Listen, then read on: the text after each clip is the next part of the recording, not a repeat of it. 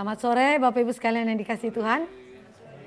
Ya, sore hari ini kita akan masuk ke dalam satu tema yang baru mengenai intervensi Allah dalam kebodohan manusia terkait dengan kehidupan iman para patriark. Kalau di 2 bulan yang lalu kita belajar mengenai wanita, ya, kehidupan daripada para istri di dalam keluarga para patriark. Hari ini kita lihat dari pihak kepala keluarganya, suaminya, seperti apa kehidupan mereka, bagaimana perjalanan iman mereka, jatuh bangunnya mereka. Tapi Tuhan itu mengasihi umatnya sedemikian rupa sehingga mempertahankan perjanjian kekalnya dan menggenapinya dengan begitu ajaib. Mari kita berdoa, mohon anugerah Kristus memimpin kita dalam pemberitaan firman. Bapa dalam kerajaan sorga, Tuhan yang telah memanggil kami keluar daripada keberdosaan kami dan yang memberikan kepada kami perjanjian kekal Tuhan, di mana kami boleh menikmatinya di dalam Kristus sebagai Tuhan dan Juru Selamat kami. Oleh darahnya perjanjian baru dimeteraikan. Dan pada hari ini kami belajar daripada firman-Mu, bagaimana perjanjian Allah itu digenapi dalam kehidupan umat Allah yang sesungguhnya tidak setia. Kehidupan umat Allah yang begitu bodoh di hadapan Tuhan. Tetapi Engkau adalah Tuhan kami yang melampaui keberdosaan dan kebodohan kami. Engkau Tuhan yang telah mengikat perjanjian. Engkau juga yang setia menggenapinya. Karena itu kami berdoa, biarlah hari ini lagi jiwa kami diteguhkan oleh kebenaran Tuhan. Biarlah hati kami terus diarahkan kepada Tuhan sebagai andalan dalam kehidupan kami. Dan biarlah iman kami terus bertumbuh melalui firman-Mu. Berkati kami dalam pertemuan pada sore hari ini ya Tuhan. Dalam nama Yesus Kristus Tuhan kami berdoa. Amin. Mari kita membaca teks Alkitab dari Kejadian pasal yang ke-20. Nanti kita perbandingkan dengan Kejadian pasal yang ke-12. Kita lihat dulu Kejadian pasal yang ke-20 ayat 1 sampai dengan ayat yang ke-18. Kita baca secara bergantian ayat-ayat ini. Nanti saya akan bandingkan dengan Kejadian 12 ayat 10 sampai dengan ayat yang ke-20. Mari kita membaca Kejadian 20 ayat 1 sampai ayat yang ke-18 secara bergantian. Saya baca ayat-ayat yang ganjil, Bapak Ibu membaca ayat-ayat yang genap. Lalu Abraham berangkat dari situ ke tanah Negeb dan ia menetap antara Kades dan Syur. Ia tinggal di Gerar sebagai orang asing.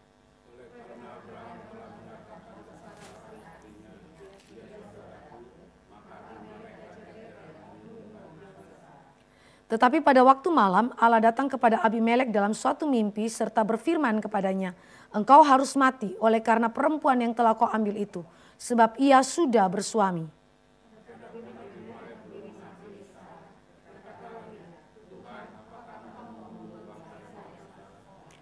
Bukankah orang itu sendiri mengatakan kepadaku, dia saudaraku, dan perempuan itu sendiri telah mengatakan, ia saudaraku.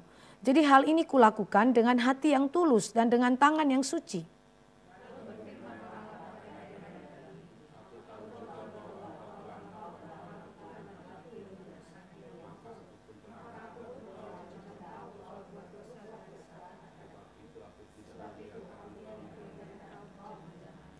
Jadi sekarang kembalikanlah istri orang itu sebab dia seorang nabi. Ia akan berdoa untuk engkau, maka engkau tetap hidup. Tetapi jika engkau tidak mengembalikan dia, ketahuilah engkau pasti mati, engkau dan semua orang yang bersama-sama dengan engkau.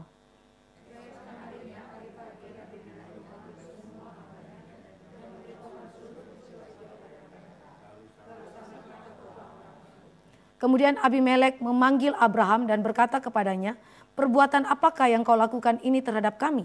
Dan kesalahan apakah yang kulakukan terhadap engkau sehingga engkau mendatangkan dosa besar atas diriku dan kerajaanku? Engkau telah berbuat hal-hal yang tidak patut kepadaku.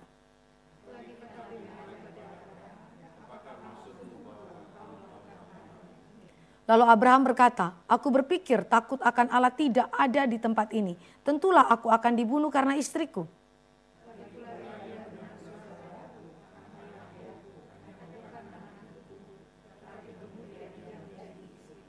Ketika Allah menyuruh aku mengembara keluar dari rumah ayahku, berkatalah aku kepada istriku, tunjukkanlah kasih-Mu kepadaku, yakni katakanlah tentang aku di tiap-tiap tempat di mana kita tiba, ia saudaraku.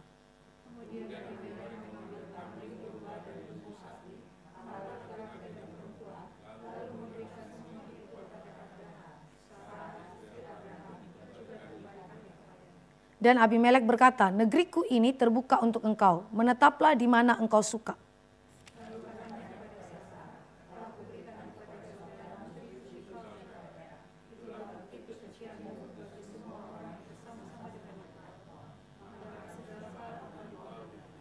Lalu Abraham berdoa kepada Allah dan Allah menyembuhkan Abimelek dan istrinya dan budak-budaknya perempuan sehingga mereka melahirkan anak.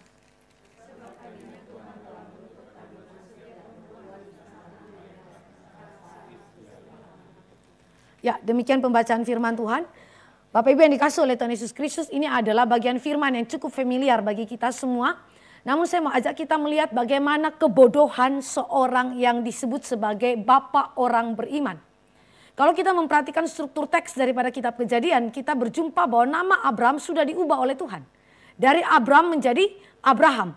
Yang dikatakan bahwa dia adalah bapa yang akan menurunkan keturunan yang memberkati begitu banyak bangsa di muka bumi ini. Dan dari keturunannya akan lahir garis keturunan Mesias yang akan menjadi berkat keselamatan bagi bangsa-bangsa di seluruh dunia. Tetapi seorang yang telah diubahkan namanya, Abraham menjadi Abraham, justru menunjukkan kebodohan dia dalam mengikuti Tuhan. Kalau kita memperhatikan, ini adalah fakta kehidupan daripada orang Kristen. Orang Kristen ketika telah diselamatkan oleh Tuhan. Dan dalam perjalanan imannya, kita katakan bahwa memang perjalanan itu adalah pasang surut dalam iman kita. Namun pasang surut dalam iman kita itu harus dipertanyakan apa yang menyebabkan kita mengalami apa yang disebut dengan surut. Kenapa surut iman kita? Apa yang menjadi penyebab kemerosotan iman kita? Apakah kita kekurangan di dalam pengenalan akan Allah? Atau apa yang menyebabkan saudara dan saya jatuh di dalam dosa-dosa yang disebut dengan surutnya iman kita? Nah, hari ini saudara dan saya belajar daripada Abraham. Ya, bapak yang disebut sebagai bapak orang beriman itu namun sekali lagi melakukan kebodohan yang begitu besar. Nah, mari kita lihat perpindahan lokasi tempat tinggal di dalam pasal yang ke-20 itu berbeda dengan di dalam pasal yang ke-12. Kalau kita lihat sebentar di dalam pasal yang ke-12, ayat yang ke-10 sampai dan ayat yang ke-20, saya tidak akan membacakan secara keseluruhan. Ketika kelaparan timbul di negeri itu, pergilah Abram ke Mesir untuk tinggal di situ sebagai orang asing, sebab hebat kelaparan di negeri itu. Jadi ada konteksnya kenapa Abraham itu sebelum namanya diubah, Abram itu berpindah dari lokasi yang ada di Kanaan menuju ke Mesir. Kalau kita lihat di dalam catatan sebelumnya, Abram itu kan tinggal di Betel dan kemudian dia berjalan makin jauh ke tanah Negeb wilayah selatan. Coba tampilkan kepada kita peta, ya. Peta perjalanan daripada Abram, semoga bisa kelihatan ya Bapak Ibu. Nah, ini adalah peta yang ada di dalam konteks Kejadian pasal yang ke-20. Kalau kita bandingkan di dalam pasal yang ke-12, itu dari Betel menuju ke tanah Negeb bagian selatan, lalu kemudian dia masuk ke Mesir karena terjadi kelaparan yang hebat. Jadi ada konteks perpindahan tempat. Mengapa dia pindah ke Mesir? Karena ada kelaparan hebat. Tapi dalam pasal yang ke-20 nggak ada konteks. Kalau kita lihat tempat tinggal daripada Abraham sebelumnya itu adalah di Mamre. Ya. Wilayah Mamre di mana di situ Allah menyatakan diri kepada Abraham dan juga kepada Sarah untuk kemudian meneguhkan perjanjiannya baik dengan Abraham maupun dengan Sarah secara khusus. Ya. Tetapi kemudian Abraham itu mengambil tindakan perpindahan lokasi. Gerar itu di mana? Kalau Bapak Ibu lihat di situ saya ada kasih tanda lingkar Gerar ya. Gerar itu adalah bagian daripada wilayah Filistea, wilayah Filistin. Ya, di antara di situ dikatakan di antara Kades dan Syur, ya, lokasi selatan tanah Negeb. Ya, ini adalah perpindahan yang terjadi. Namun sekali lagi perpindahan ini tidak dimotivasi oleh satu konteks darurat atau urgensi yang mendesak dia untuk pindah. Jadi apa yang membuat dia pindah sebenarnya? Sampai di titik ini memang Alkitab tidak memberitahukan kepada kita. Namun di sisi yang lain kita berjumpa bahwa memang kebiasaan daripada bapak-bapak patriark yang belum memiliki tempat tinggal yang tetap, mereka biasanya berpindah tempat. Berpindah tempat dari satu lokasi kepada lokasi yang lain, misalnya berkaitan dengan sumber mata air. Contoh Ishak. Ishak itu berpindah tempat gara-gara apa? Sumber mata air. Jadi dia pindah dari satu tempat kepada tempat yang lain supaya dia dapat tempat penggembalaan yang baik, sumber air yang baik, dan baik dia punya ternaknya itu maupun kehidupan daripada keluarganya bisa terpelihara. Kira-kira secara lahiriah itu yang bisa menggerakkan mereka untuk berpindah-pindah tempat. Masih di dalam wilayah daripada Kanaan.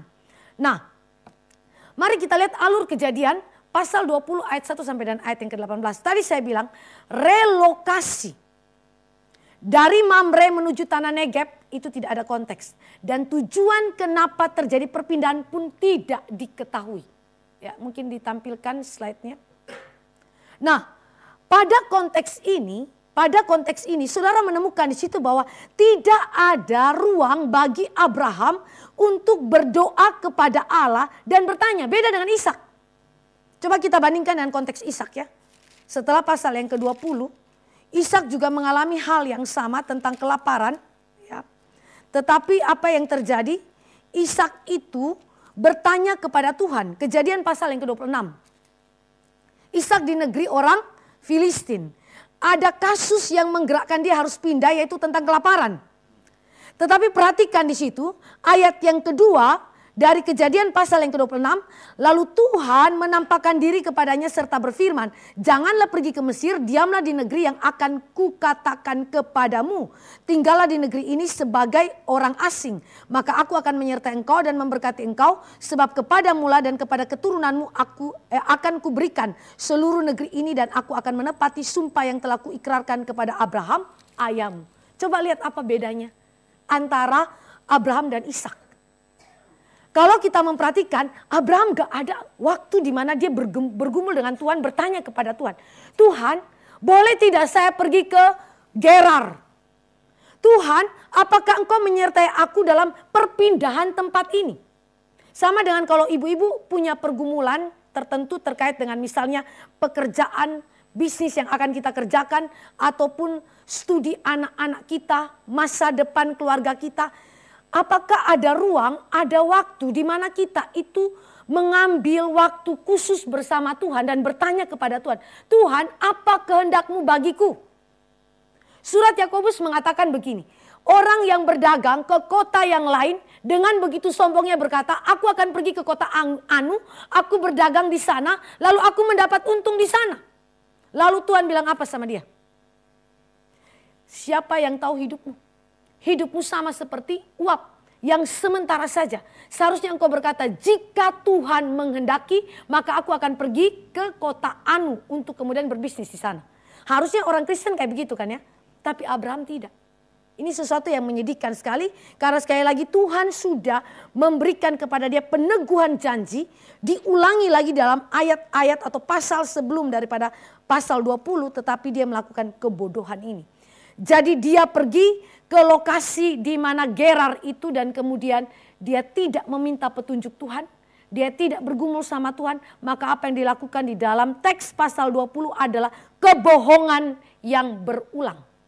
Kebohongan yang berulang. Saudara, saya lihat di situ pasal 12 ayat 10 sampai ayat yang ke-20 ini adalah sesuatu yang sudah dikerjakan. Yaitu dia mengatakan kepada Firaun bahwa Sarah itu adalah istrinya. Demikian halnya yang sama juga dikatakan kepada Abimelek bahwa Sarah itu saudaranya, maaf. Sarah itu adalah saudaranya, bukan sebagai istrinya tetapi sebagai saudaranya. Nah, kalau kita memperhatikan di sini kebohongan berulang adalah sesuatu yang sangat mungkin terjadi dalam kehidupan orang Kristen atau dosa berulang terjadi dalam kehidupan orang Kristen sangat-sangat mungkin. Tapi yang sangat menyedihkan di sini.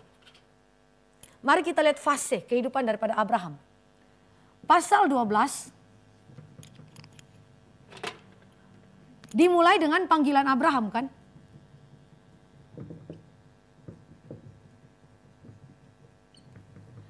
Keluar daripada Ur Kasdim, lalu kemudian keluar daripada tanah Haran menuju ke Kanaan.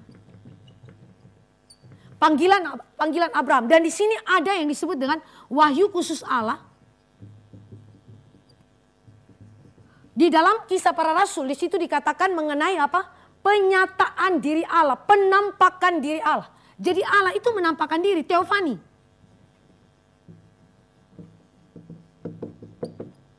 Ini adalah teofani. Tetapi kita tidak tahu teofani itu dalam wujud yang seperti apa, dalam rupa yang seperti apa. Namun yang jelas di dalam penampakan diri Allah ada firman. Firman Allah yang diberitakan kepada Allah untuk keluar menuju kepada tanah Kanaan. Itu jelas. Ini pasal 12. Lalu pasal 12 ayat 10 sampai ayat yang ke-20 tadi. terjadi apa? Kelaparan. Kelaparan bukan kelaparan biasa, tapi kelaparan yang hebat. Maka dalam keputusan Abraham tanpa tanya Tuhan. Tanpa tanya Tuhan. Dia pergi kemana? Ke Mesir.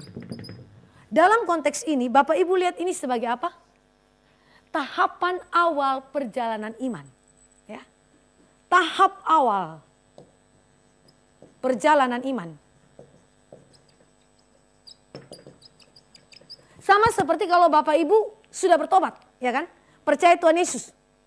Waktu percaya Tuhan Yesus itu kan ada tahapan awal toh. Bapak Ibu belajar mengenai bagaimana mengaplikasikan kehendak Allah dalam pergumulan-pergumulan hidup kita. Nah, di dalam tahapan awal ini Allah izinkan apa yang disebut dengan kelaparan hebat. Supaya mengajar Abraham bergumul, namun Abraham tidak lakukan itu. Nah, bedanya Kejadian 12 sampai 20 tidak ada teguran Tuhan kepada Abraham di dalam pasal 12. Kenapa? Tahap awal. Ini kayak kalau kita lahirkan bayi, ya. Lahirkan bayi itu kan belajar perlahan-lahan ya. Dia nggak langsung jalan dan lari ya kan. Dia pelan-pelan bertahap lalu kemudian merangkak sampai kepada berdiri pelan-pelan lalu jalan. Jadi jatuh bangunnya dia itu tanda petik ya. Orang tua tuh masih pegang dia begitu. Sehingga tanda petik ya, ini saya pakai tanda petik ya berulang-ulang. Saya bilang tanda petik karena ini bukan berarti Allah kompromi dengan dosanya Abraham. Artinya Allah itu memaklumi dalam arti bahwa ini tahap awal. Di mana anak ini butuh topangan tangan Tuhan dan dia belum begitu paham, dia belum begitu mengerti. Konstruksi berpikir dia, pengenalan dia akan Allah itu masih dalam tahap awal. Sehingga membutuhkan sekali lagi topangan Tuhan dan Tuhan gak tegur langsung dia di situ. Tapi Tuhan tegur siapa? Firaun melalui tulah. Ya, melalui tulah. Itu teguran bagi Firaun yang tanda bahwa kamu telah melakukan kejahatan dan Firaun mengerti itu. Nah, tetapi bedanya adalah Kejadian 20 itu sudah lain cerita. Ya, sudah lain cerita. Progresnya sudah berjalan. Ini adalah Abraham sudah sampai kepada titik kita sebut sebagai dewasa secara rohani. Tahapnya sudah berubah. Dewasa rohani. Kenapa? Tadi saya sudah bilang Kejadian 17 itu Allah ikat janji. Ya, ini yang disebut dengan de jure-nya. De jure-nya Allah sudah kerjakan itu ya sampai pakai tanda sunat. Lalu pasal 18 Allah datang lagi khusus untuk apa? Sarah. Yang Sarah tertawa itu kan ya. Sarah, kamu harus percaya sama Tuhan. Kamu ini masalah besar. Begitu ya. Harus percaya kepada janji Tuhan. Jadi dua orang diberesin sama Tuhan.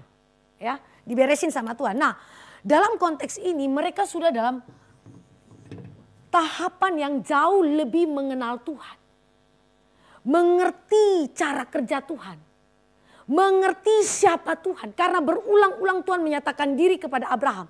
Berulang-ulang Allah memberitahukan perjanjiannya kepada Abraham. Berulang-ulang Allah meneguhkan janjinya kepada Abraham dan Sarai. Berarti mereka bukan lagi dalam tahap awal. Mereka sudah bergerak maju. Karena tahap dewasa rohani ini, maka tuntutan Allah berbeda. Setiap perkembangan iman kita, setiap pengenalan yang benar akan Allah yang makin bertambah-tambah menuntut responsibility.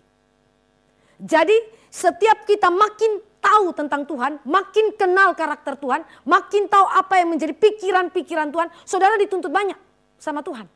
Makanya Tuhan bilang apa? Orang yang sedikit tahu, tetapi dia melakukan pelanggaran dapat pukulan sedikit. Tapi kalau orang yang banyak tahu, lalu dia melakukan pelanggaran, pukulannya lebih banyak. Terus kita bilang apa? Kalau gitu saya pilih sedikit saja.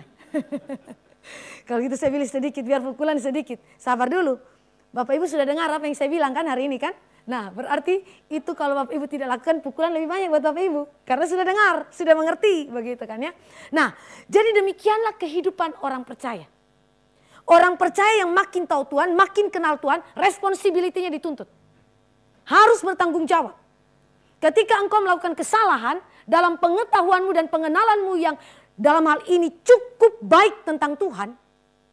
Saudara, ini pelanggaran mendatangkan pukulan. Ya, dan itu sebabnya kenapa Kejadian 20 Tuhan tegur Abraham.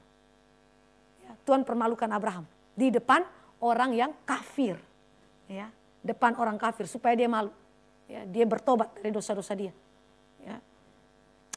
Nah, di dalam konteks ini saudara saya lihat bahwa ada kebohongan berulang namun ada perbedaannya, tahapan iman yang berbeda.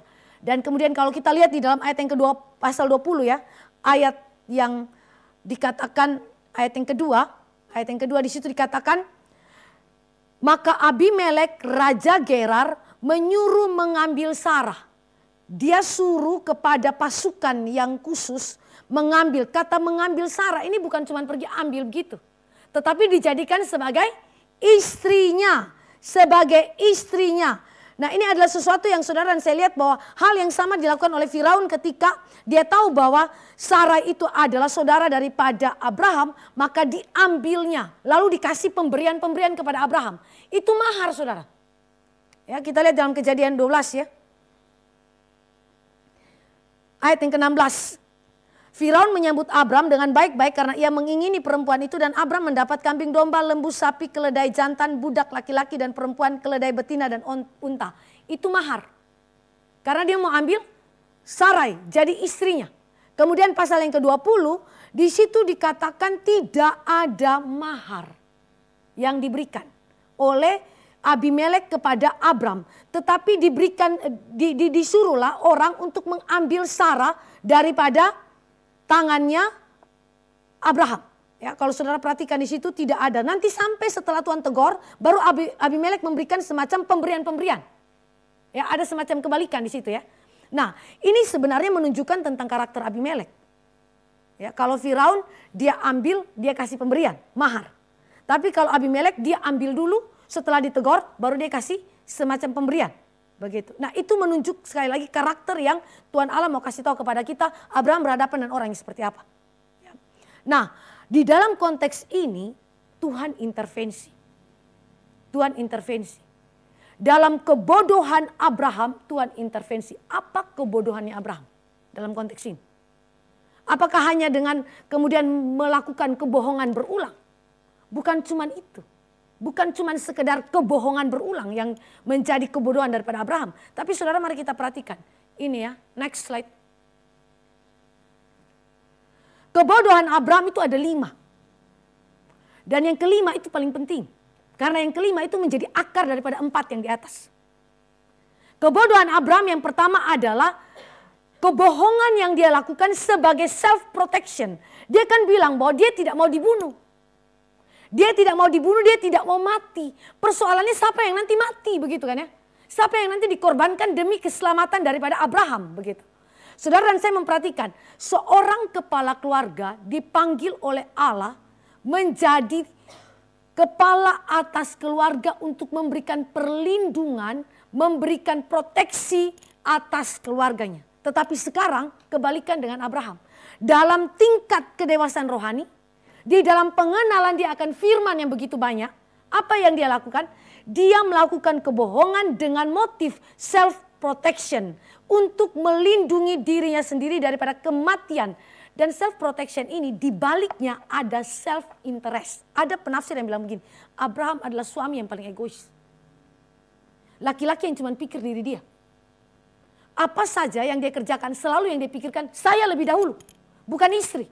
Bukan kepentingan pernikahan, bahkan bukan tentang kekudusan pernikahan, bahkan yang dia pikir saya. Egois sekali. Coba bayangkan istri kalau punya suami egois. Yang pikirnya self interest saja. Apa yang menjadi kepentingan dia, apa yang menjadi kesukaan dia, apa yang menjadi keinginan dia, itu yang dia pertahankan. Itu yang terus dia pertahankan. Nah, ini yang kita sebut dengan motif di balik tindakan kebohongan itu. Kebohongan itu dosa satu hal. Tapi motif yang menggerakkan dia sampai melakukan kebohongan. Ini menjadi sesuatu yang begitu bahaya besar.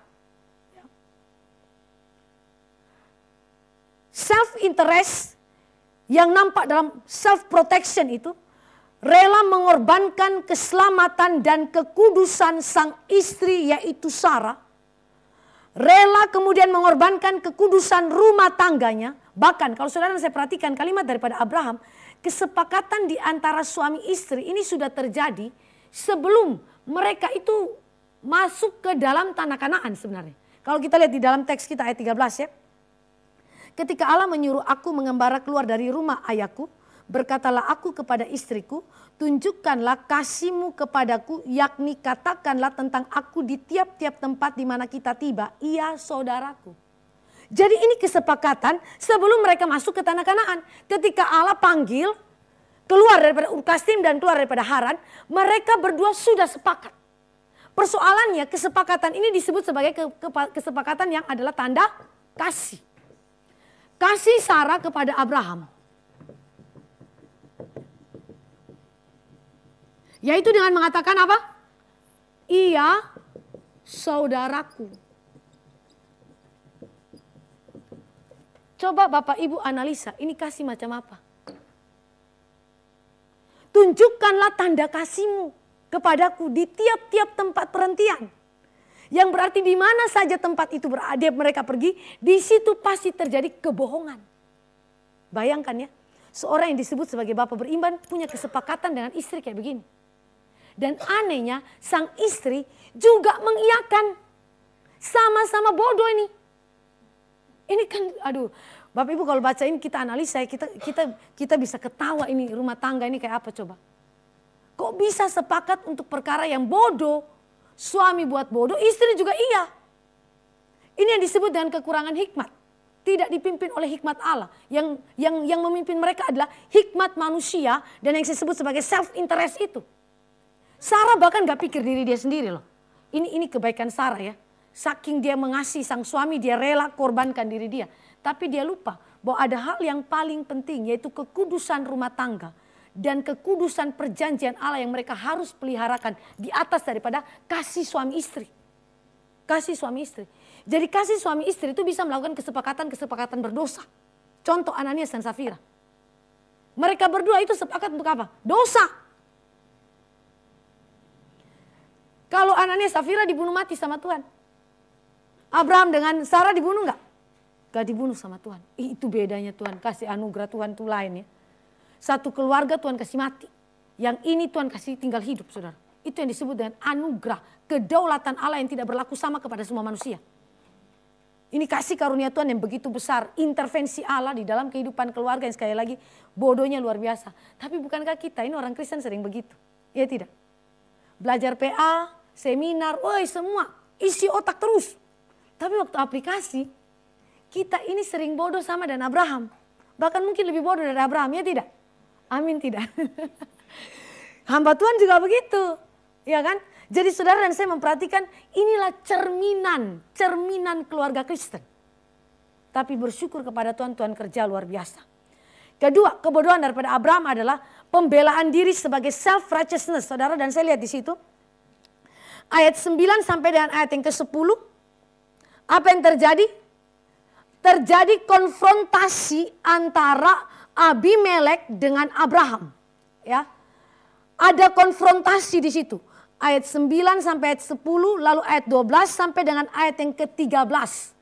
Konfrontasi Abimelek kepada Abraham, lalu Abraham menjawab Abimelek. Perhatikan di situ apa yang dikatakan oleh Abraham. Di dalam ayat yang ke-12, lagi pula ia benar-benar saudaraku, anak ayahku, hanya bukan anak ibuku. Tetapi kemudian ia menjadi istriku. Ketika dia dikonfrontasi, apa yang dia lakukan? Dia tidak mengaku dia bersalah loh. Ini sudah didatangi sama orang kafir. Orang kafir yang notabene-nya gak kenal Allah sejati. Penyembah berhala. Hidup dalam amoralitas. Tapi bayangkan sudah dikonfrontasi sama orang yang tidak kenal Tuhan. Tidak mengaku kesalahan. Ini self righteousness. Apa yang ada di balik daripada kehidupan orang Kristen saudara. Yang sering kali membela diri dan membela diri. Ya.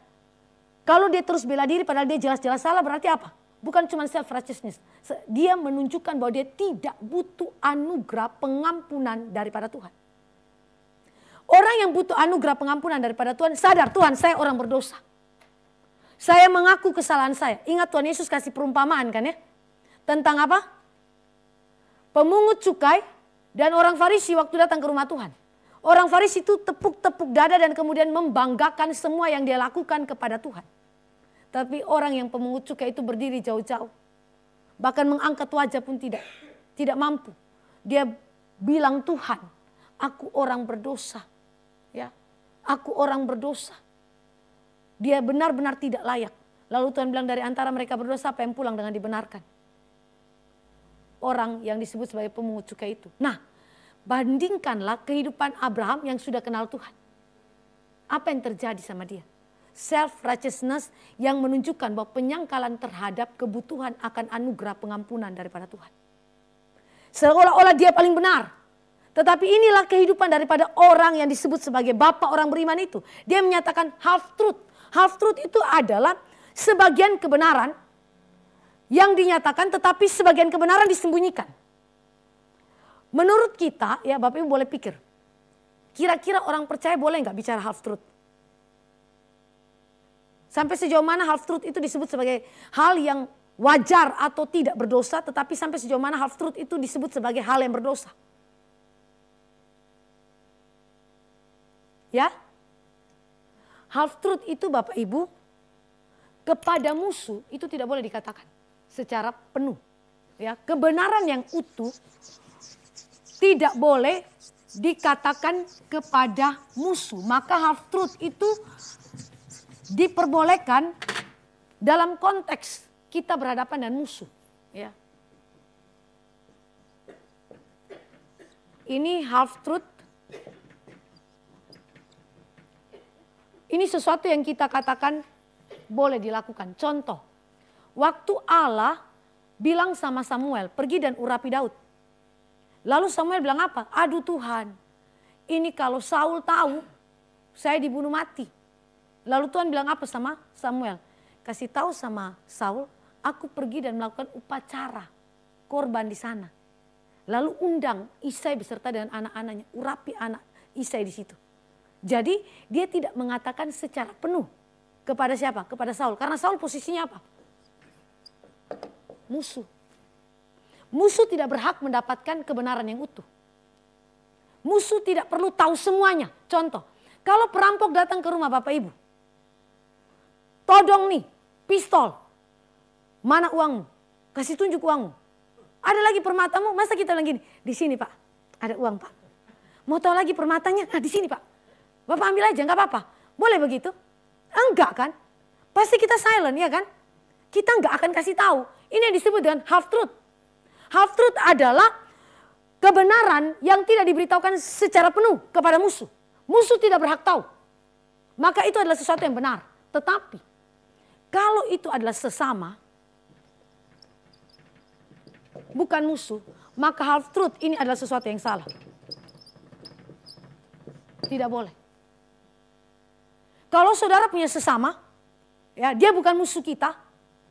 Tetapi saudara mengatakan kebenaran yang sebagian. Saudara menyembunyikan apa yang seharusnya dia ketahui secara utuh. Saudara berdosa sama Tuhan. Begitu. Nah di dalam konteks ini perhatikan bahwa Abraham itu punya asumsi yang salah kepada Abimelek. Itu persoalannya. Jadi persoalan bukan karena Abimelek itu disebut sebagai musuh. Tetapi persoalannya adalah ya, Abraham menganggap Abimelek sebagai musuh. Ya, padahal waktu Abimelek datang dan bicara sama dia posisi sesama ini, bukan musuh. Begitu, asumsi salah. Nah, saudara dan saya lihat di sini kalimat ya daripada argumentasinya Abraham kepada Abimelek. Di situ dikatakan ayat yang ke-12. Saya baca lagi ya, dari ayat yang ke-11. Lalu Abraham berkata, aku berpikir. Kalau aku berpikir itu berarti apa? Asumsi atau prejudis. Ya, asumsi, praanggapan, kecurigaan. Aku berpikir takut akan Allah tidak ada di tempat ini. Tentulah aku akan dibunuh karena istriku. Jadi dia ini yang anggap Abimelek musuh. Padahal Tuhan kasih tunjuk jelas-jelas Abimelek itu sesama bukan musuh. Dia berhak tahu kebenaran yang utuh. Ya, harusnya Abraham mengatakan bahwa Sarah itu adalah istriku, bukan sekedar saudaraku, tetapi dia adalah istriku. Jadi apa yang saya mau katakan di sini? Half truth terjadi oleh karena asumsi yang salah tentang sesama. Orang yang tidak percaya Tuhan Yesus nggak sama bahwa dia itu adalah musuh kita, ya kan? Tidak semua yang tidak percaya Tuhan Yesus adalah musuh bagi orang percaya. Ada yang disebut juga sesama bagi kita. Yang berarti dia tidak sedang memberontak atau melawan kita dan Allah yang kita sembah. Begitu. Nah, di dalam konteks ini, self righteousness-nya Abraham itu bahkan dia mempersalahkan Bukan saja dia punya asumsi yang salah, tetapi dia juga mempersalahkan Allah akibat pengembaraan yang terjadi dalam kehidupannya. Ketika Allah menyuruh aku mengembara keluar dari rumah ayahku. Jadi kenapa saya bohong? Ini gara-gara Allah perintahkan saya keluar daripada Ur Kasdim, dari Haran. Jadi untuk memberikan proteksi terhadap diri saya, terhadap keamanan diri saya supaya saya tidak dibunuh, saya pakai cara berbohong. Dengan half truth itu.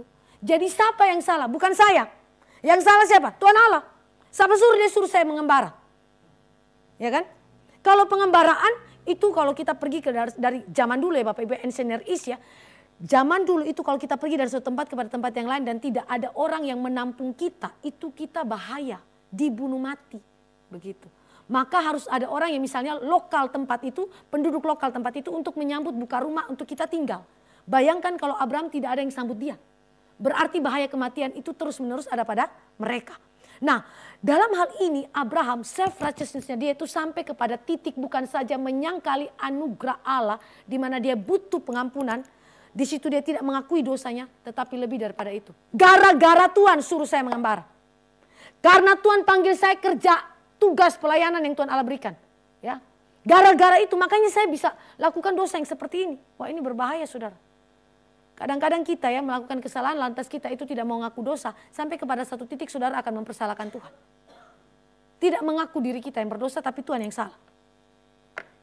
Bahkan dia bilang sama Sarah kan ya. Ini Sarah ini kambing hitamnya saudara. Sarah ini kambing hitamnya. Jadi bukan dia sebenarnya. Yang menjadi persoalan ini Sarah ini terlalu cantik. Ya kan ya. Aku tahu memang elok parasmu. Bukan ucap syukur. Puji Tuhan. Saya punya istri cantik ya kan. Malah gara-gara kamu punya wajah terlalu elok, cantik. Kalau saya pergi dari satu tempat kepada tempat yang lain, orang ingin akan engkau, nanti aku dibunuh. Jadi katakanlah kau saudaraku. Jadi Sarah yang salah. Keelokan parasnya yang salah. Saudara lihat ya, orang yang self righteousness, dia punya argumentasi itu mulai ya. Tadi saya bilang asumsi yang salah sampai kepada mempersalahkan Tuhan. Sudah mempersalahkan Tuhan, salahkan lagi sesama. Ya, sesamanya dalam hal ini istrinya, keelokan parasnya dianggap sesuatu yang tidak baik. Mengerikan ya. Hidup seorang yang telah beriman, kepala keluarga, ya, bahkan orang yang nanti menurunkan umat Israel. Kayak begini modelnya. Ya. Bodohnya minta ampun. Dan bahkan dia memalukan dirinya sendiri. Saudara, saya perhatikan di situ, dia memalukan dirinya sendiri. Ketika konfrontasi Abimelek kepada Abraham, di situ dikatakan bahwa engkau mendatangkan dosa besar atas diriku dan kerajaanku. Dosa besar itu apa di sini? Dalam konteks orang Engineer Is, kan Abraham berpikir bahwa takut akan Allah tidak ada pada Abimelek dan penduduk Gerar ya. Itu kan tuduhannya Abraham kan ya, asumsi yang tadi saya bilang asumsi salah itu.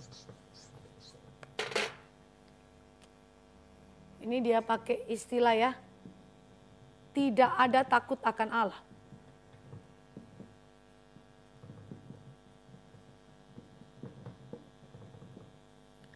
Tetapi Abimelek bilang, engkau ini membuat aku melakukan dosa besar. Apa implikasinya? Dia takut akan Allah atau tidak? Takut akan Allah saudara ini. Posisi ini. Dia takut akan Allah, walaupun takut akan Allah dalam hal ini konteksnya itu bukan keselamatan. Tetapi orang yang kafir pun dapat melakukan apa yang menjadi kehendak Tuhan. Walaupun itu bukan dalam konteks keselamatan. Contoh, Raja Kores. Raja Kores itu sebut dirinya sebagai apa? Aku hamba Tuhan. Aku yang diurapi untuk apa? Untuk membebaskan Israel dari penawanan di Babel saudara. Itu Kores bilang begitu. Yang dicatat oleh kitab Yesaya, yang berarti orang yang tidak percaya sekalipun masih mungkin memiliki sifat takut akan Allah, tapi ini disebut sebagai anugerah umum. Bukan anugerah khusus. Dosa yang besar itu apa? Perzinahan. Dari mana mereka tahu kesadaran tentang ada dosa perzinahan? Mereka ini tidak kenal Tuhan. Dari mana mereka punya kesadaran ini Bapak Ibu? Alkitab bilang, hati nurani manusia, di dalamnya dicatat apa? 10 hukum Allah, dekalog. Tahu dari mana? Roma pasal 2 ayat 14 dan ayat yang ke-15. Dari situ mereka yang tidak kenal Allah sekalipun tahu perzinahan adalah dosa. Orang ancient Near East, ya, ini belum ada hukum Taurat ya. Belum ada hukum Taurat. Ini pre-hukum Taurat. Pre-hukum Taurat. Tapi mereka punya kesadaran bahwa ada dosa perzinahan.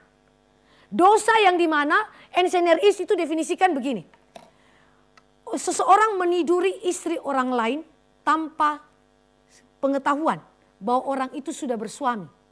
Jadi ketika Abimelek mengambil Sarah menjadi istrinya tanpa pengetahuan bahwa Sarah sudah bersuami, ancient Near East mengatakan bahwa itu dosa besar, itu perzinahan, begitu.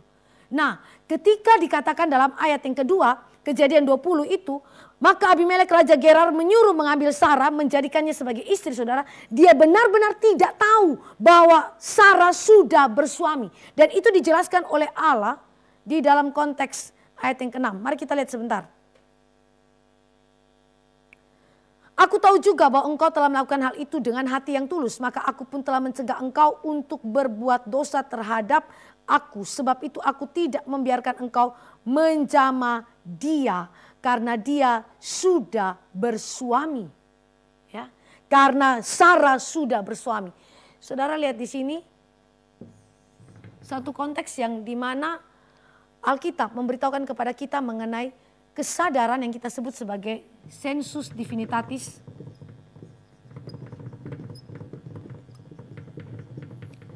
Kesadaran akan Allah di dalam jiwa atau hati nurani orang yang bahkan tidak pegang Alkitab. Ya, yang menyebabkan dia benar-benar tahu bahwa ada yang disebut sebagai dosa kejahatan yang tidak boleh dilakukan.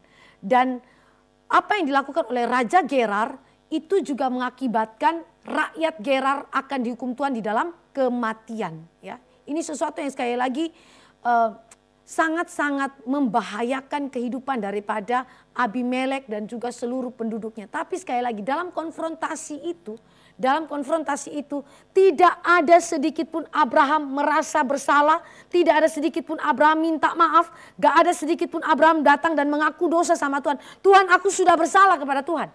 Aku minta ampun Tuhan. Tetapi dengan cara Abimelek konfrontasi, saudara, sebenarnya Tuhan sudah kasih malu dia. Bagaimana mungkin orang yang tidak kenal Tuhan ajar orang yang kenal Tuhan? Ini kan memalukan. Bagaimana orang yang diklaim oleh Abraham tidak takut akan Tuhan, lebih takut akan Tuhan daripada Abraham yang disebut sebagai orang percaya. Ini kan sesuatu yang memalukan. Dan waktu itu Bapak Ibu bisa bayangkan secara psikologis ya. Secara mental Abraham di depan orang yang gak kenal Tuhan. Di depan orang yang dituduhnya tidak kenal Tuhan tetapi justru lebih baik moralitasnya daripada Abraham. Malunya kayak apa saudara? Direndahkan. Tetapi itulah cara Tuhan untuk membawa Abraham sadar. Dia butuh anugerah Tuhan. Dia butuh pertolongan Tuhan. Setiap langkah perjalanan hidup dia tidak bisa mempertahankan imannya tetap berdiri taat setia sama Tuhan kecuali anugerah Tuhan yang pelihara dia. Membahayakan perjanjian Allah. Kalau kita lihat kebodohan daripada Abraham membahayakan perjanjian Allah. Kita tahu mengenai pasal 17, pasal 18 ya. Itu adalah suatu peneguhan janji Allah kepada Abraham dan juga kepada Sarai. Tadi saya sudah katakan. Perhatikan umur Sarah. Sarah itu umur 90 tahun dalam kasus pasal 20. Lalu Abraham umur berapa? 99 tahun. Mari kita baca sebentar di dalam pasal 17 ayat 24. Kejadian 17 ayat 24. Abraham berumur 99 tahun ketika dikerat kulit katannya. Ya. Yang berarti pada waktu itu Sarah berumur 89 tahun. Lalu masuk dalam pasal yang ke-20, Sarah berumur 90 tahun. Dan Abraham berumur berapa? 100 tahun. Yang berarti sebentar lagi mereka dapat anak. Yang dicatat dalam pasal 21 ayat 1 sampai ayat yang ke-3. Kalau kita lihat di dalam ayat yang ke-5, pasal 21, adapun Abraham berumur 100 tahun ketika Ishak anaknya lahir baginya. Berarti saudara ini waktu yang sangat-sangat kita bilang ini injury time. Begitu. Injury time ini. Wah ini kalau mereka salah-salah saudara, ini habis mereka ya kan. Jadi ini perjanjian benar-benar harus dijaga. Persoalannya kepala perjanjian bodoh. Ya, kepala perjanjian sudah umur 100 tahun. Sebentar lagi Tuhan Allah akan kasih dia anak melalui perempuan yang masih elok, parasnya umur 90 tahun. Ya. Tetapi sekali lagi mereka tidak kemudian memperhatikan hal itu dan bahkan mereka mengorbankan, membahayakan kekudusan perjanjian Allah. Dan akar dari semuanya itu apa? Poin yang kelima. Tidak percaya kepada Allah dan firman. Abraham berapa tahun ikut Tuhan? 25 tahun ikut Tuhan. 25 tahun bukan perjalanan yang pendek. Begitu banyaknya firman Tuhan dan perjanjian Allah yang terus diteguhkan. Tetapi perhatikan dalam kurun waktu 25 tahun 2 kali dia melakukan kebohongan. Dan dalam kebohongan itu motivasinya bahkan mengalami degradasi. Degradasi dari tahap awal menuju tahap dewasa iman. Makin degradasi dalam motivasi. Yang menunjukkan kepada saudara dan saya bahwa seorang yang percaya kepada Tuhan mengalami apa yang disebut dengan proses pembentukan spiritual. Bahkan di dalam konteks tidak percaya kepada Allah dan firman-Nya. Pemeliharaan, penopangan Allah dalam kehidupan mereka. Ini Abraham dan Sarah. Kita sebagai orang Kristen juga begitu. Dalam perjalanan iman saudara dan saya, ya kita ini punya tahapnya. Tahap awal. Ya, dan ini perjalanan di mana saudara dan saya dibentuk Tuhan secara dewasa sampai kepada second coming of Christ. Ini adalah kesempurnaan. Konsumasi. Kesempurnaan daripada karya Allah dan yang menguduskan kita. Nah, tahap ini adalah tahap di mana kita sebut sebagai tahap jatuh bangun itu. Tapi sekali lagi saya katakan, masalah jatuh bangun, saudara dan saya tidak bisa kemudian jadikan itu sebagai legitimasi untuk apa, enggak apa-apa. Orang percaya wajar-wajar saja bisa jatuh. Biasa aja normalisasi, nggak bisa. Apa yang menyebabkan kita jatuh? Apa yang menyebabkan iman kita surut? Apa yang menyebabkan kita merosot? Itu perlu dicari tahu. Jangan sampai saudara dipukul Tuhan. Ini Abraham, puji Tuhan ya, Tuhan Allah cuma kasih permalukan dia. Kalau Tuhan Allah pukul dia lebih kencang bagaimana? Tapi ini ditulis untuk kita yang hidup zaman ini. Supaya jangan berlaku seperti Abraham. Kalau Abraham itu Tuhan permalukan dia, hari ini Tuhan Allah bisa bikin kita sama dengan Abraham atau mungkin dipukul lebih daripada Abraham. Ya, jadi jangan kita ulangi lagi dosa yang sama seperti Abraham. Ya, kehidupan kita sebagai orang percaya, jangan sampai saudara dan saya itu membiarkan benih-benih ketidakpercayaan itu dalam hati kita berkembang. Kan kita bisa ngeh ya dalam hati kita. Ini ada sesuatu benih ketidakpercayaan, mungkin munculnya masih kecil. Tapi kalau kita terus pelihara benih ketidakpercayaan itu, lama-lama berkembang biak. Lalu muncul di dalam dosa-dosa yang aktual. Tetapi berakar daripada apa? Benih ketidakpercayaan. Alkitab bilang orang yang tidak percaya itu sesuatu yang menyebabkan kedukaan Allah luar biasa. Ya, kita orang Kristen, orang yang sudah diselamatkan oleh Tuhan, kita tidak melihat dosa hanya kepada dosa aktual kan ya. Tapi juga dosa secara potensial. Nah ini yang kalau saudara lihat ya dalam kehidupan daripada Abraham. Kebodohannya luar biasa. Tapi sekali lagi Allah kita adalah Allah yang penuh kasih, Allah yang setia. Nah sekarang, apa dosa Abimelek sampai Tuhan Allah bilang sama dia, kalau kamu gak kembalikan, kamu mati. Abimelek kasih argumentasi loh sama Tuhan, dalam mimpi. Ya, mari kita lihat sebentar di dalam konteks kalimatnya Abimelek. Tetapi pada waktu malam, Allah datang kepada Abimelek dalam suatu mimpi serta berfirman kepadanya, engkau harus mati oleh karena perempuan yang telah kau ambil sebab ia sudah bersuami. Tuhan Allah kasih tahu sebab dia sudah bersuami karena Abimelek ambil dia tanpa tahu bahwa dia sudah bersuami. Ya, itu Tuhan kasih argumentasi di situ. Nah, apa dosa Abimelek? Dosa Abimelek adalah dosa yang tidak disengaja atau tanpa pengetahuan. Alkitab bicara mengenai dosa yang punya dua jenis, ya. Dua jenis ya, ini dua jenis dosa. Kalau kita bandingkan di dalam Imamat pasal 4 sampai pasal yang kelima. Itu ada dua jenis dosa yang disebut sebagai dosa dengan sengaja atau dengan pengetahuan, dan dosa tidak disengaja atau tidak disadari atau tanpa pengetahuan. Kadang-kadang kita pikir, sorry saya nggak sengaja. Ya, maaf saya nggak tahu. Kita pikir itu nggak salah. Alkitab bilang itu dosa yang setara dengan ketika saudara melakukan dosa dalam pengetahuan atau dalam kesadaran akan hukum-hukum Allah. Abimelek karena dia nggak pegang hukum Allah, ya, seperti Abraham itu kan mendapat tradisi lisan, ya, dan kemudian dia kan mendapatkan wahyu daripada Allah melalui inspirasi Roh Kudus. Dia seorang nabi, Alkitab bilang begitu. Maka beda Abraham dan Abimelek. Tapi Abimelek tetap bersalah. Kalau Abraham punya kesalahan di mana, saudara? Ini secara sengaja dalam pengetahuan, ya. Kalau Abimelek di mana? Dosa nggak sengaja, tanpa pengetahuan. Dua-duanya berdosa. Abimelek Tuhan bilang apa? Kamu mati. Tapi sama Abraham Tuhan bilang apa? Gak ada bilang loh kalau dia mati. Padahal kategori dalam dosa yang dicatat di dalam hukum Taurat, saudara, ini dua-dua hukuman mati. Hukuman mati. Ini yang saya sebut dengan tindakan perjanjian Allah yang menjadi fondasi bagi iman orang Kristen ketika orang Kristen jatuh. Kenapa dia bilang di dalam Mazmur, kita jatuh tapi nggak jatuh tergeletak. Kita nggak sampai binasa.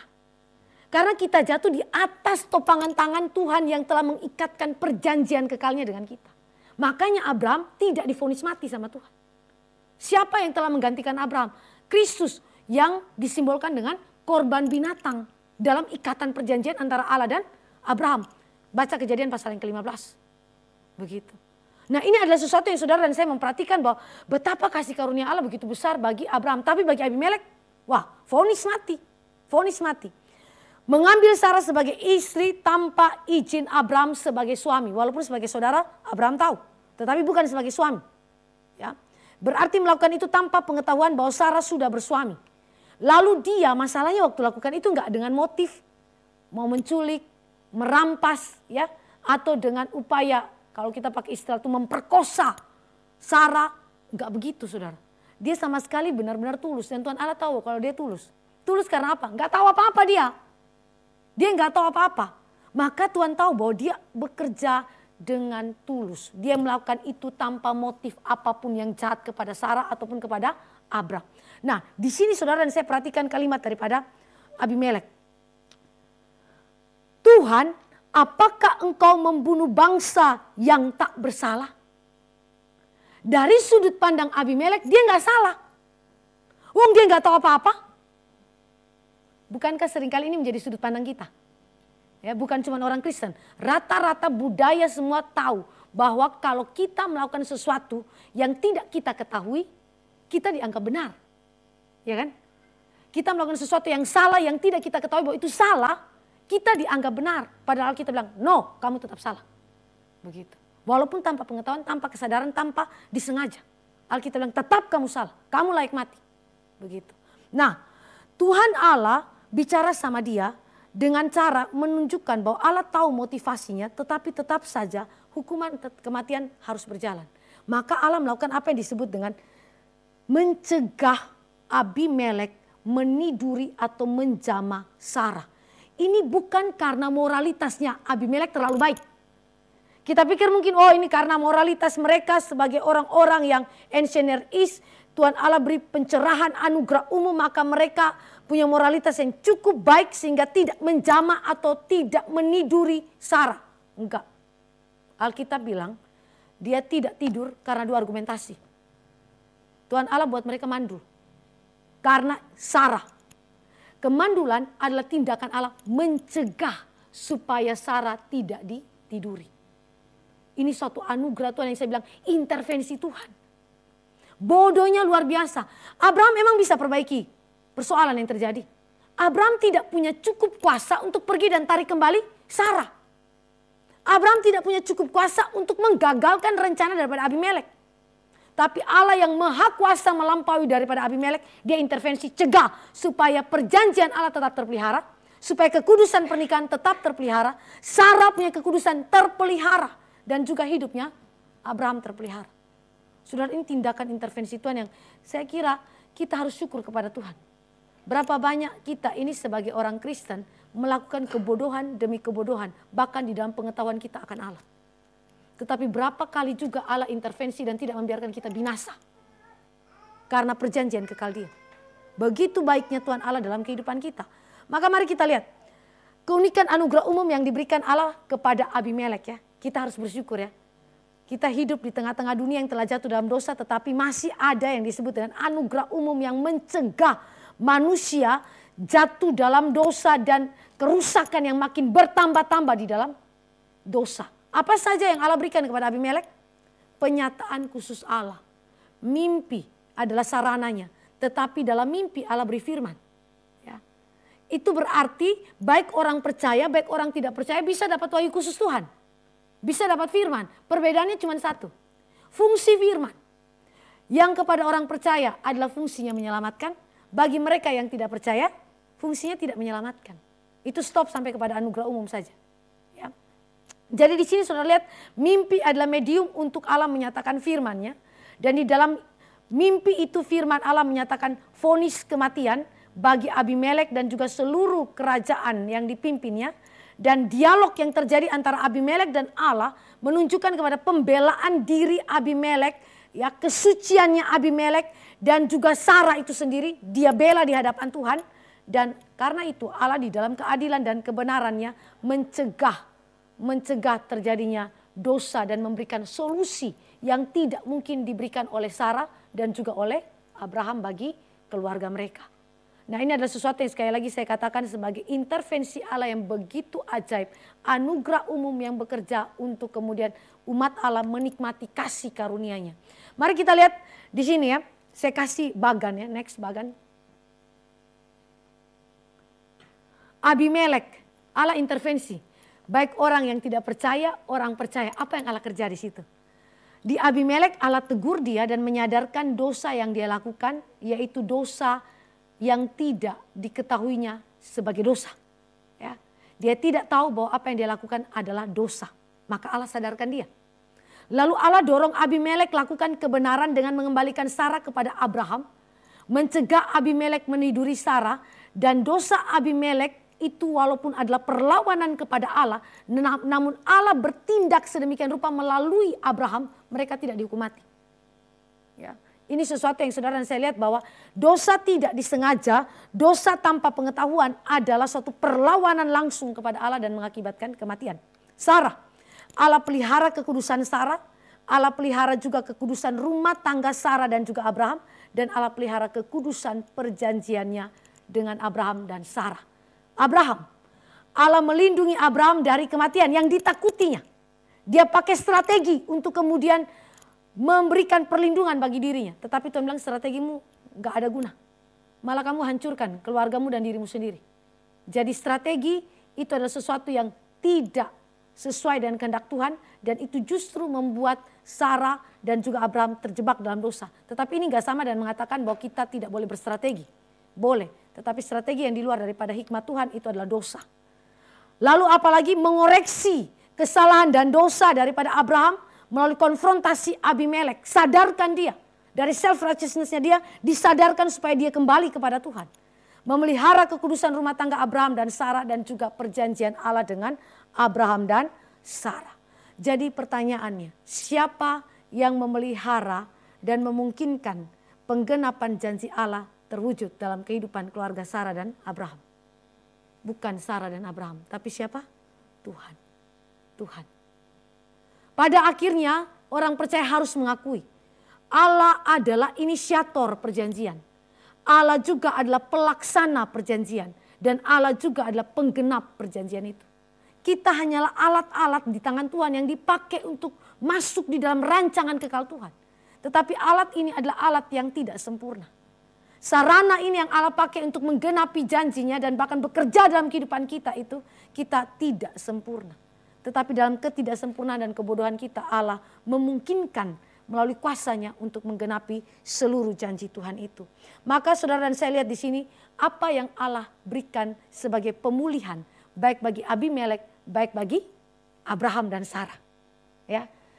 Lihat keadilan dan kebenaran Tuhan ya. Allah enggak bunuh mati Abimelek ya. Abimelek didorong lakukan kebenaran dengan mengembalikan Sarah. Dan dia lakukan itu. Bahkan dia bayar berapa itu?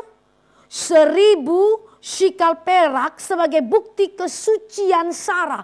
Dia tidak pernah dijamah sama sekali oleh Abimelek. Dia bayar 1000 shikal. Ini harga yang mahal sekali. Begitu ya. Shikal perak ya. 1000 shikal perak itu suatu jumlah yang sangat besar. Ya. Dan karena Abimelek mengikuti apa yang Allah berikan, Allah pulihkan mereka. Dan uniknya Allah pulihkan melalui siapa? Seorang yang bodoh itu. Lucu kan ya? Kita pikir-pikir sudah bodoh ya kan ya. Gak sempurna pula ya ikut Tuhan. Motifnya kacau balau ya. Tapi Allah pulihkan Abimelek melalui nabi. Yang adalah bodoh ini ya. Bapak Ibu bisa lihat gak? Kayak lucu kan ya cerita ini. Kalau kita dramakan ini lucu banget. Sudah dipermalukan ya. Lalu dikonfrontasi dosanya. Sekarang Tuhan Allah pakai dia kembali jadi berkat. Nah, pemulihan yang Allah lakukan, ya, saudara dan saya perhatikan di situ, Abraham sebagai nabi Allah itu yang sebut nabi Tuhan. Abraham gak angkat dirinya sebagai nabi, tapi Allah sebut dia nabi. Berarti Abraham menjadi perantara antara Abimelek dengan Allah dan Abraham mewakili Allah di hadapan Abimelek. Bayangkan ini ya, setelah konfrontasi. Abraham kasih argumentasi, lalu Allah pakai dia menjadi perantara yang mewakili Allah di hadapan Abimelek dan menjadi perantara antara Abimelek dengan Allah. Mendoakannya dan Allah memakai Abraham menjadi berkat bagi bangsa asing. Menyembuhkan Abimelek daripada kemandulannya. Perempuan-perempuan yang ada di dalam kerajaan itu yang dihukum Tuhan gara-gara tindakan Abimelek yang tanpa pengetahuan mengambil Sarah sebagai istrinya itu. Dibuat mandul, sekarang dibuka rahimnya. Dibuka rahimnya. Dan bagi Abraham dan Sarah, Allah berkati secara fisik. Materi diberikan oleh Abimelek. Makin kaya mereka. Bukan makin miskin, makin kaya. Wah kalau begini saudara bilang, kalau begitu saya bikin dosa saja. Ya kayak Roma bilang apa? Di mana dosa makin banyak bekerja, di situ kasih karunia Allah makin banyak bekerja. Ya, ini kan namanya salah ya dalam menanggapi cara kerja kasih karunia Tuhan. Maka Paulus bilang apa? Sekali-kali tidak. Ya, jangan mempermainkan anugerah Tuhan. Apa yang Allah kerjakan bagi Abraham sekali lagi tidak sama dengan Allah kerjakan bagi saudara hari ini. Ini adalah catatan untuk kita bertobat dan jangan lakukan hal yang sama. Secara rohani sekali lagi Allah pelihara kehidupan kekudusan Abraham, pernikahannya, perjanjian Allah dengan Abraham dan juga Sarah. Dalam pasal 21 ayat 1 sampai 3.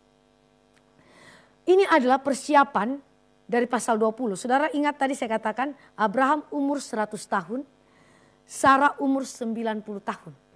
Itu persiapan mereka akan punya anak. Sedikit saja kalau Tuhan Allah tidak cegah mereka dari tergelincirnya mereka. Tuhan tidak segera tarik mereka. Itu janji Tuhan tidak tergenapi. Tapi syukur kepada Allah tangan Tuhan tarik mereka daripada hampir tergelincir terhadap dosa itu. Dan kemudian ini adalah persiapan untuk Ishak lahir. Jadi kalau doa Abraham bagi Abimelek, bagi perempuan-perempuan yang ada dalam kerajaannya itu, Tuhan buka kemandulannya. Maka pasal 21 adalah sesuatu yang menunjukkan penggenapan Allah dalam kehidupan Abraham dan Sarah. Tuhan memberikan seorang anak laki-laki. Kemandulan Sarah dibuka oleh Tuhan. Allah pulihkan ya. Bayangkan ya Bapak Ibu ya, dengan kebodohan Abraham, Allah intervensi. Lalu Allah pulihkan Abimelek dengan pakai Abraham sebagai nabi yang mendoakan mereka. Tetapi doa daripada Abraham adalah persiapan bagi apa? Penggenapan janji Tuhan dalam pasal 21 itu. Bahwa Tuhan buka kemandulan daripada Sarah. Ini kan keindahan pekerjaan Tuhan ya Bapak Ibu. Keindahan intervensi Tuhan dalam kehidupan daripada orang-orang percaya. Di saat saudara dan saya melakukan kebodohan di mana kita tidak bisa mengendalikan seluruh kehidupan kita dan tidak bisa menggenapi janji Tuhan. Tuhan turun tangan untuk dengan kemahakuasaannya menggenapi janjinya dengan cara yang ajaib luar biasa. Dan ini membuat engkau dan saya sadar, setiap perjalanan hidup iman orang percaya membutuhkan anugerah. Anugerah adalah topangan Allah yang paling besar dalam kehidupan kita, membuat kita dimungkinkan menikmati kasih karunia Tuhan demi kasih karunia Tuhan.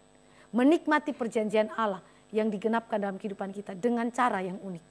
Kiranya hari ini Tuhan membawa kita lagi semakin hidup mengandalkan Dia, semakin percaya kepada kasih karunia-Nya yang terus menopang kita. Mari kita berdoa. Bapa dalam kerajaan surga, kami datang kepada Tuhan berterima kasih karena Engkau adalah Allah kami yang telah menopang iman kami sejak awal kami dibawa untuk kenal Tuhan, dibawa untuk percaya kepada Engkau dan bertobat dari dosa-dosa sampai dengan hari ini. Tuhan tolong kami supaya kami dalam kebodohan kami belajar mengingat akan kasih karunia Tuhan. Belajar mengingat akan ajaibnya kuasa Tuhan yang menggenapi janji Tuhan dalam kehidupan Abraham.